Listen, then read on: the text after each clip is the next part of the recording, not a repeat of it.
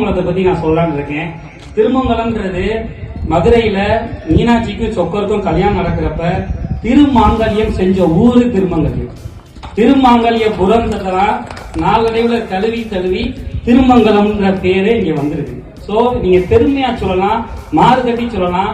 மதுரையில மீனாட்சி அம்மனுக்கு இன்னைக்கு வரைக்கும் திருக்கல்யாணம் நடக்குதுன்னா அது திருமங்கலத்துல இருக்கிற மக்களால, திருமங்கலத்துல இருக்கிற எண்ணற்ற தலைவர்களால தான் நடக்குது அப்படின்றத நீங்க மாறுதட்டி சொல்லலாம். அதுவும் அன்னைக்கு நவாப் காலங்களுக்கு முன்னாடியே இங்க நம்ம கீழத்துல இருக்கிற பள்ளிவாசல் கட்டியிருக்காங்க. குறிப்பிட்டு சொல்லணும் அப்படின்னா தென்னிந்தியத்திலே திரு சபை 150 வருஷத்துக்கு முன்னாடியே உருவாக்கியிருக்காங்க. இதை நான் ஏன் சொல்றேன் அப்படின்னா, இந்தியான்றது, இந்த ஒன்றியம்ன்றது ஒருமைக்கான நாடு. அதுக்கு மிகச்சிறந்த எடுத்துக்காட்டு திருமங்கலம். ஏன்னா இன்னைக்கு மதுரைக்கு வரணும் அப்படின்னா அது ட்ரெயின்ல வந்தாலும் சரி, பஸ்ல வந்தாலும் சரி, எப்பா திருமங்கலம் வந்துருச்சுப்பான்னு ஒட்டுமொத்த மதுரைக்காரனை எந்திரிக்க வைக்கிற ஒரே ஊரு திருமங்கலம்.